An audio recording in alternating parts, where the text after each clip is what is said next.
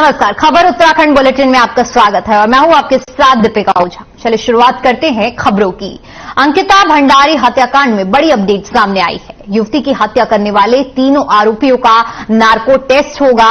इस बात का खुलासा एडीजी अपराध और कानून व्यवस्था की वी मुरुगेशन ने किया है।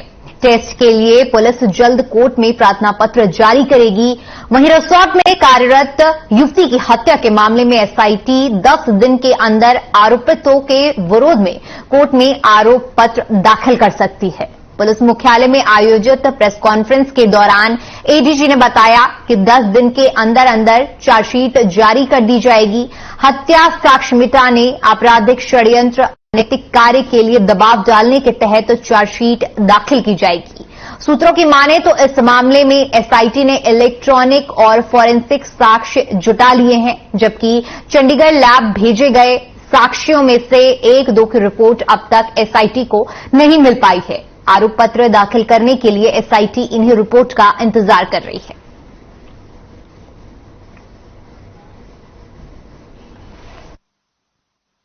अंकिता मर्डर केस पे ड्यू डेट के पहले हम चार्जशीट फाइल करेगा और जो भी हमारे पास जो आए एविडेंस है वो पर्याप्त है और उस पे we will file the chargesheet.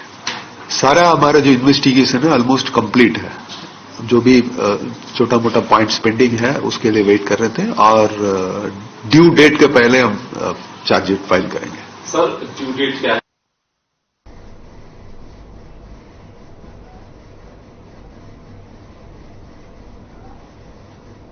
वहीं रुड़की में प्रदेश उपाध्यक्ष देशराज कर्णवाल ने प्रेस वार्ता का आयोजन किया।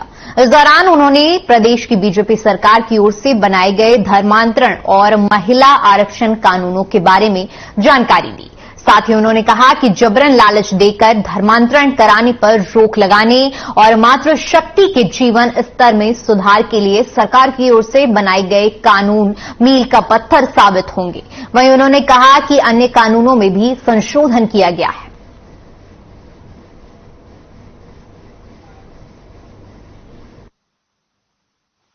इस बार विधानसभा सत्र में हमारी सरकार ने, धामी जी की सरकार ने, हमारे यशस्वी मुख्यमंत्री युवा दिलों की धड़कन हर दिल अजीज धामी जी ने जो विधेयक इस बार विधानसभा में पास हुए हैं, चाहे वो धर्मांतरण विधेयक हो, चाहे वो क्षेत्रीय आरक्षण का विधेयक हो, महिलाओं को जो आदरणीय मोदी जी ने बाबा साहब भीमराव अंबेडकर जी, पंडित दीनदयाल उपाध्याय जी के मिशन को आगे बढ़ाते हुए काम किए हैं।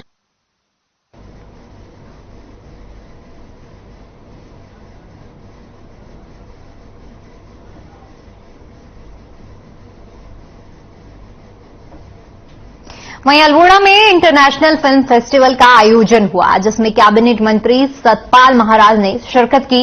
इस दौरान उनका बीजेपी कार्यकर्ताओं ने भव्य स्वागत किया। इस दौरान उप जिलाधिकारी स्लॉट गौरव पांडे समेत अन्य लोग उपस्थित रहे। कैबिनेट मंत्री ने प्रदर्शनियों का अवलोकन किया, साथ ही पहाड़ी उत्पादों की सराहना भी की। बता दें कि इस फिल्म फेस्टिवल में करीब 44 देशों के फिल्म निर्माताओं और कलाकारों ने शिरकत की।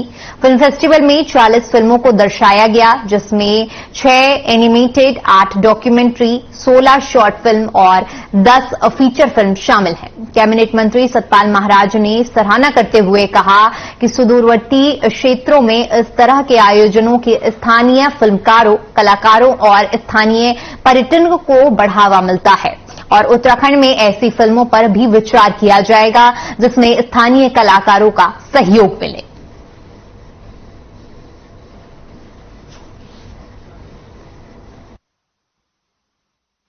फेस्टिवल में 44 कंट्रीज ने पार्टिसिपेट किया और 40 फिल्म्स जो हैं शोकेस्ड हुई, जिसमें 6 एनिमेशन थी, 8 डॉक्यूमेंट्रीज थी, 16 शॉर्ट फिल्म थी और 10 फीचर फिल्म थी। सबसे पहले तो मैं जो यहां आयोजक हैं शालिनी जी को बहुत बहुत बधाई देता हूं कि आपने ये जंगल में मंगल कर दिया। मैं आप सभी का कौथिक इंटरनेशनल फिल्म फेस्टिवल में इसके समापन पर मैं आपका हार्दिक स्वागत करता हूं और मुझे बड़ी प्रसन्नता है कि कौथिक इंटरनेशनल फिल्म फेस्टिवल पिछले वर्ष की भांति इस वर्ष भी फिल्म फेस्टिवल का आयोजन कर रही है। वहीं आगामी 19 दिसंबर को दिल्ली में होने जा रही किसान गर्जना रैली में उत्तराखंड से भी भारी संख्या में किसान दिल्ली कूच करने की तैयारी कर रहे हैं, जिसके संबंध में जानकारी देते हुए आज विकास नगर में भारतीय किसान संघ से जुड़े पदाधिकारियों ने पत्रकार वार्ता का आयोजन किया गया, जिसमें संघ के प्रदेश अध्यक्ष भुवन विक्रम डबराल ने कहा कि उत्तराखंड से हजारों की संख्या में किसान दिल्ली में आयोजित होने वाली किसान गर्जना रैली में हिस्सा लेंगे। बता दें कि 6 सूत्रीय मांगों को लेकर होने जा रही गर्जना रैली में लागत के आधार पर लाभकारी मूल्य दिए जाने, कृषि आदानों पर जीएसटी समाप्त किए जाने, किसान सम्मान निधि में बढ़ोतरी, जीएम सरसों की अनुमति न दिए जाने समेत अन्य मांगों को रखा जाएगा।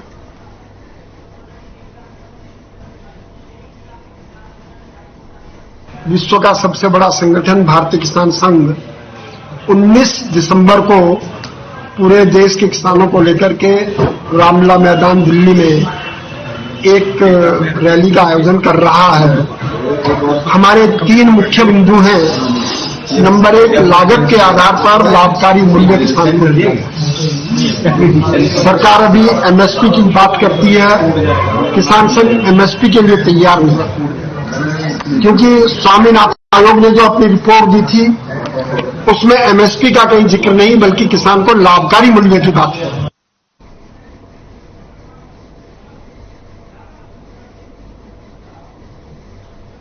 वहीं हरिद्वार में सरकारी जमीनों से कब्जा हटाने पर प्रशासन के लिए मुसीबत बनता जा रहा है। राजनीतिक संरक्षण के चलते कई लोग नगर निगम, सिंचाई विभाग जैसे अन्य विभागों की जमीन पर कब्जा जमाए बैठे हैं। करीब 2 दशक से लटके ऐसे मामलों को सिटी मजिस्ट्रेट कोर्ट ने तेजी से निपटाना शुरू कर दिया है। सिटी मजिस्ट्रेट अवधेश सिंह ने टीपी एक्ट के तहत बीते 1 साल में 50 से ज्यादा मामलों पर सुनवाई करते हुए कई अवैध कब्जा धारकों को बेदखल किया और सरकारी जमीनों को मुक्त कराया है। सिटी मजिस्ट्रेट का कहना है कि आगे भी मामलों पर सुनवाई कर जमीनों को मुक्त कराया जाएगा। आपको बता दें कि हरिद्वार में राजनीतिक दलों से जुड़े कई लोगों और रसूखदारों को सार्वजनिक संपत्तियों पर कब्जा जमा रखा है।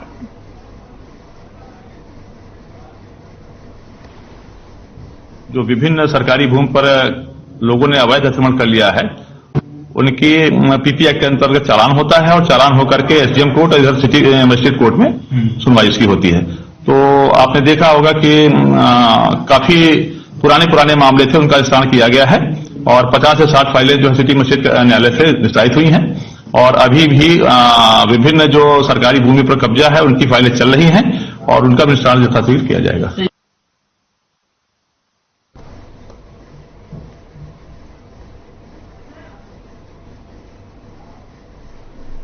वहीं कोटद्वार में पुलिस की बड़ी लापरवाही सामने आई है। बताया जा रहा है कि शीतलपुर निवासी गजेंद्र हत्याकांड की पोस्टमार्टम की रिपोर्ट उनके परिजनों को 1 महीने बाद भी नहीं मिल पाई है। बता दें कि मृतक के परिजन पोस्टमार्टम रिपोर्ट के लिए थाने के चक्कर लगा रहे हैं। हालांकि गजेंद्र हत्याकांड के चारों आरोपियों को पुलिस पहले ही जेल भेज चुकी है। वहीं अब मृतक परिवार के सामने भुखमरी का संकट पैदा हो गया है। जानकारी के मुताबिक मृतक गजेंद्र अपने परिवार का एकमात्र कमाने वाला सहारा था, जिसकी 5 बेटियां हैं, लेकिन अब इन बेटियों के सिर से बाप का साया उठ गया है।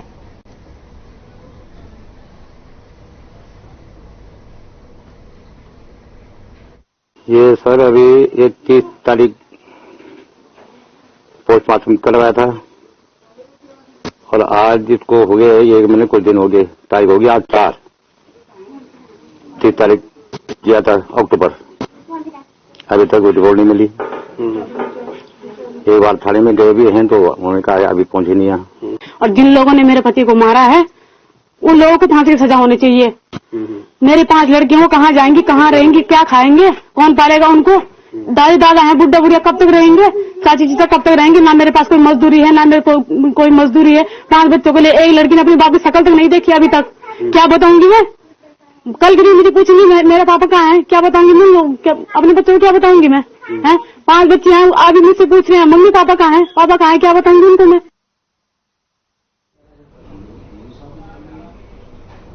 फिलहाल वक्त एक छोटे से ब्रेक के बाद खबरों का सिलसिला लगातार जारी रहेगा।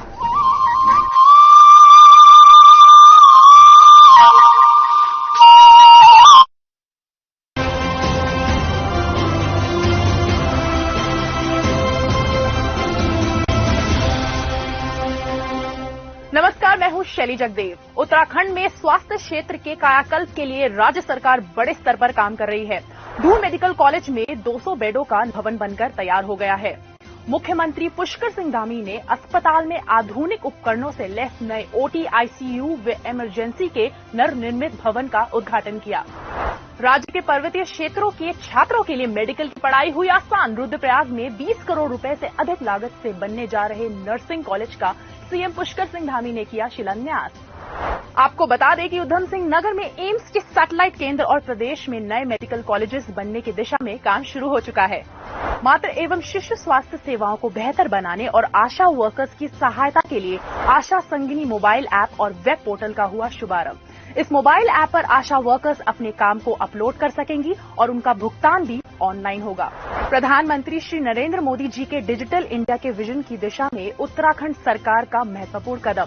अपनी सरकार मोबाइल ऐप हुई लॉन्च। सरकार से मिलने वाली 427 सेवाएं अब आपको घर बैठे आसानी से मोबाइल पर होंगी उपलब्ध। उत्तराखंड को 2025 तक सर्वश्रेष्ठ प्रदेश बनाने के लिए निरंतर कार्य कर रही है राज्य सरकार। हम रात दिन मेहनत कर उत्तराखंड को देश का श्रेष्ठ राज्य बनाने के लिए काम कर रहे हैं। इसमें लगातार विकल्प रही संकल्प को पूरा करने के लिए हर परिश्रम को हम लोग करने को, परिश्रम की पराकाष्ठा तक जाने को, यह हमारा संकल्प है। हमारी सरकार इसके लिए भविष्य में भी प्रयास करती रहेगी। सीमावर्ती क्षेत्रों के विकास के लिए राज्य सरकार विशेष रूप से कार्य कर रही है। पिथौरागढ़ में सीएम धामी ने 136 करोड़ रुपए की योजनाओं का लोकार्पण और शिलान्यास किया।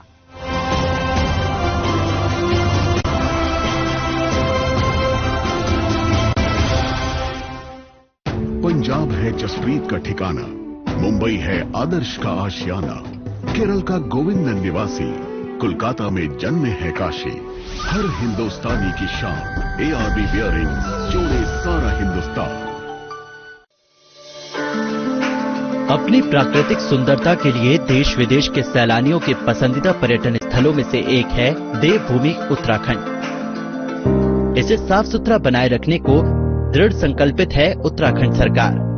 लेकिन प्रदेश को स्वच्छ और सुंदर बनाए रखने के लिए सरकार के साथ साथ जन भागीदारी भी उतनी ही आवश्यक है, क्योंकि स्वच्छ परिवेश की शुरुआत घर, परिवार और जागरूक निवासियों से ही होती है।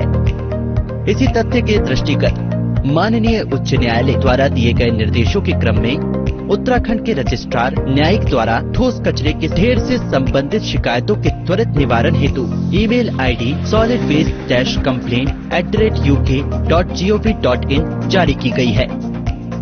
नागरिकों द्वारा अपने आस पड़ोस या किसी भी अन्य स्थलों पर एकत्रित ठोस कूड़े कचरे जिसे हटाया न गया हो के संबंध में उक्त ईमेल पर शिकायत दर्ज कर सकते हैं। शिकायतकर्ता को शिकायत के साथ ठोस कचरे की स्पष्ट पहचान हेतु उसकी फोटो और स्थान भी दर्ज करना होगा। साथ ही अपनी पहचान और संपर्क का विवरण भी देना होगा। प्रतिदिन रजिस्ट्रार न्यायिक द्वारा इन शिकायतों का अवलोकन किया जाएगा और फिर कुमाऊं और गढ़वाल मंडल के आयुक्त को उनसे संबंधित क्षेत्रों की शिकायत के निवारण हेतु उनकी ईमेल ID पर भेजा जाएगा। रजिस्ट्रार न्यायिक द्वारा भेजी गई शिकायतों का जवाब संबंधित आयुक्त को 2 दिनों में देना होगा और ये भी बताना होगा कि प्राप्त हुई शिकायत पर क्या कार्रवाई हुई है। इस तरह शिकायत मिलने के 2 दिनों के अंदर ही कचरे को वहां से हटाया जाना सुनिश्चित किया जाएगा। ऑनलाइन शिकायतों से तुरंत होगा ठोस कचरे का निस्तारण। जनता की भागीदारी से स्वच्छ रहेगा उत्तराखंड का पर्यावरण। शहरी विकास विभाग उत्तराखंड द्वारा जनहित में जारी।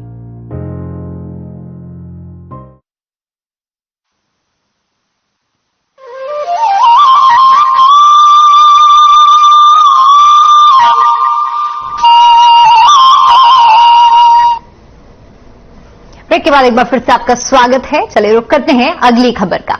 रुड़की के महावतपुर जिला पंचायत सीट पर निर्वाचित जिला पंचायत सदस्य खुरीदा पत्नी शहजाद के शैक्षिक योग्यता के प्रमाण पत्र फर्जी पाए गए। भगेड़ी गांव के पूर्व प्रधान गफ्फार और उनके बेटे अनस ने बताया कि योग्यता के प्रमाण पत्रों की जानकारी सूचना के अधिकार अधिनियम में मांगी गई थी, जिसमें खुर्शीद के शैक्षिक प्रमाण पत्र फर्जी हैं। उन्होंने कहा कि खुर्शीदा के प्रमाण पत्र फर्जी हैं, जिनकी जांच होनी चाहिए।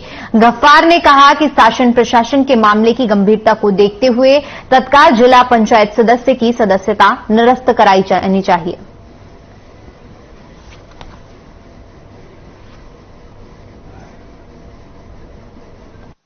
यहाँ हाल ही में पंचायत चुनाव संपन्न हुए, इसमें टोटल ही फर्जीवाड़ा हुआ है। शैक्षिक योग्यता जो निर्वाचित हुई सदस्य खुर्शीदा, पूरे ही शैक्षिक योग्यता उनकी फर्जी है।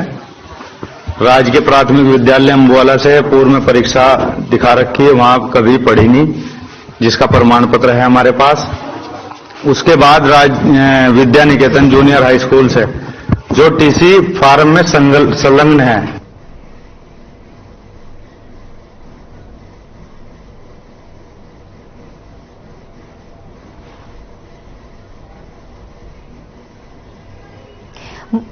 वहीं अल्मोड़ा में 2015 से पशु क्षति का मुआवजा न मिलने के बाद ग्रामीण नाराज है, जिसके बाद सिविल स्वयं वन प्रभाग के डीएफओ ध्रुव सिंह मर्तेलिया ने बताया कि ग्रामीणों को साल 2015 से पशु क्षति का मुआवजा लंबित था। साथ ही उन्होंने कहा कि वन संरक्षक की अध्यक्षता में एक कमेटी का गठन किया गया है। जांच के बाद करीब 221 मामले सही पाए गए, जिसके लिए विभाग ने करीब 55 लाख की धनराशि जारी की है। वहीं जल्द ही 221 लोगों को मुआवजे के चेक सौंप दिए जाएंगे।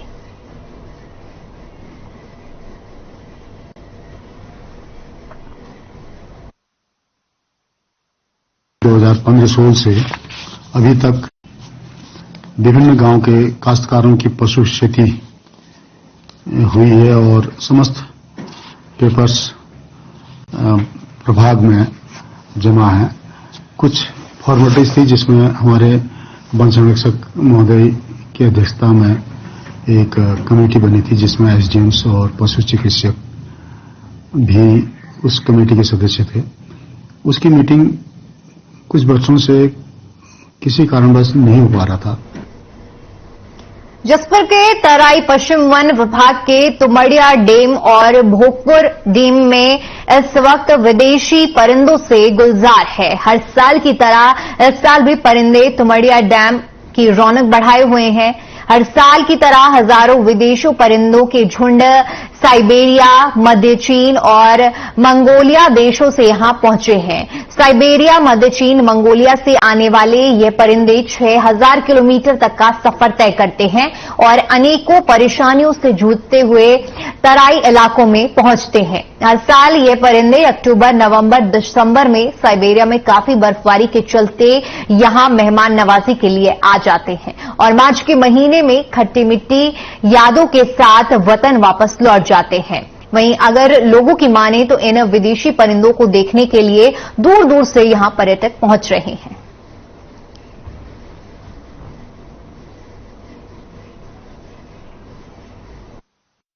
इसमें प्रभागीय वनाधिकारी महोदय और उप प्रभागीय वनाधिकारी महोदय के मार्गदर्शन में तो हमारे कार्य क्षेत्र अंतर्गत तुमड़िया डैम और भोगपुर डैम जो है, यहाँ पर बर्ड काउंटिंग के रिहर्सल अभ्यास किया गया था।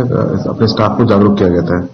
इसके आप अवगत ही हैं कि अगर किसी भी क्षेत्र में अगर बर्ड्स की संख्या ज्यादा है, पक्षियों की संख्या ज्यादा है, तो ये हमारे पर्यावरण के स्वस्थ होने का द्योतक है। चाहता हूँ कि विदेशी परिंदे जो हमारे यहाँ पे आ रहे हैं और इनको देखने के लिए लोगों की भीड़ उमड़ रही है काफी, और हम चाहते हैं कि हमारे इस डैम क्षेत्र को इसको पर्यटक के रूप में कर दिया जाए, ताकि यहाँ पे लोग आए, उन्हें सौंदर्यकरण दिखे यहाँ का, अच्छा लगे देखने में, ताकि लोग बाहर से आते हैं सब लोग देखने के लिए। यही मैं चाहता हूँ कि हमारे इस डैम क्षेत्र को कुछ भी नहीं तो सौंदर्यकरण के रूप में तो इसे कर दिया जाए। तो ये आपको बता दें कि तस्वीरों में आप देख सकते हैं कि किस तरह से विदेशी परिंदे इस मौसम में हमारे देश में आते हैं। जसपुर की आप तस्वीरें देख रहे हैं, जहां पर भारी तादाद में साइबेरिया, मध्य चीन, मंगोलिया के परिंदे हैं, जिन्हें आप देख सकते हैं ये आकर्षण का केंद्र बने हुए हैं।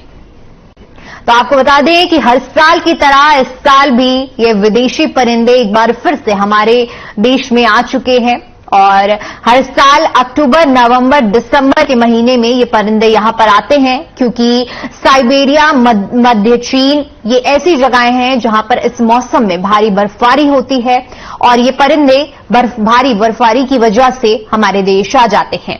और मार्च में जैसे ही मौसम शुष्क होता है तो ये परिंदे अपने वतन वापस चले जाते हैं।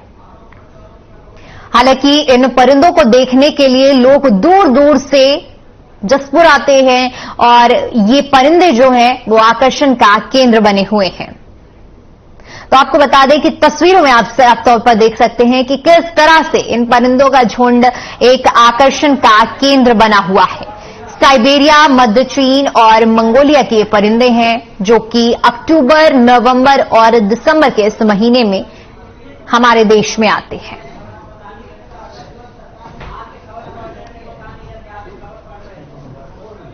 चलिए, इस वक्त की बड़ी खबर सामने आ रही है। आपको बता दें कि आज से 6 दिन के लिए बंद रहेगा मां मनसा देवी रोपवे। आपको बता दें कि वार्षिक मरम्मत के लिए इस रोपवे को बंद किया गया है।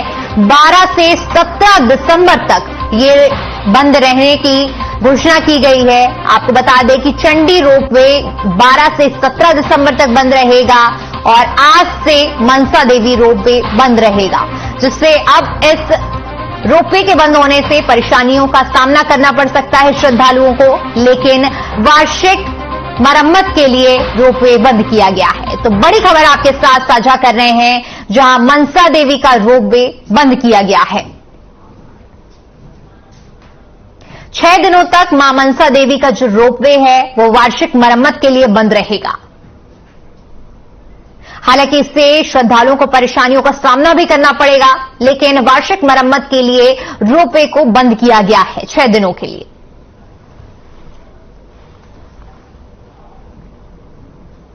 वहीं उत्तराखंड बीजेपी के प्रदेश अध्यक्ष महेंद्र भट्ट दिल्ली में राष्ट्रीय नेताओं से मुलाकात करेंगे।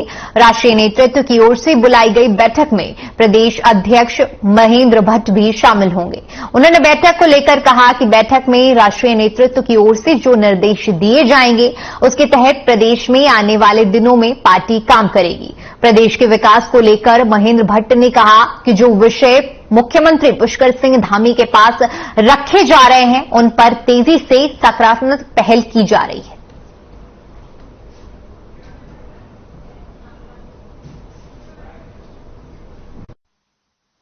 हमारी कल दिल्ली में राष्ट्रीय टीम की बैठक है, तो हमारा जाना होगा।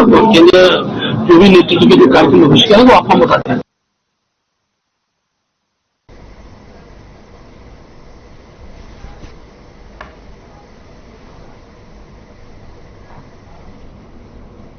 वहीं इस वक्त की बड़ी खबर रामपुर से सामने आ रही है, जहां पर खातड़ी चौक के पास एक व्यक्ति की हत्या कर दी गई है। आपको बता दें कि गला घोंटकर व्यक्ति की हत्या की गई है। मामले की सूचना मिलते ही पुलिस मौके पर पहुंची है और पुलिस जांच पड़ताल में जुट गई है। मृतक की शिनाख्त भास्कर पांडे के रूप में हुई है। तो आपको बता दें कि खातड़ी चौक के पास एक व्यक्ति की हत्या कर दी गई है, गला दबाकर यह हत्या की गई है। मृतक की पहचान भास्कर पांडे के रूप में की गई है। तो आपको बता दें कि रामनगर के खातड़ी चौक के पास का यह मामला है, जहां पर एक व्यक्ति की गला दबाकर हत्या कर दी गई है।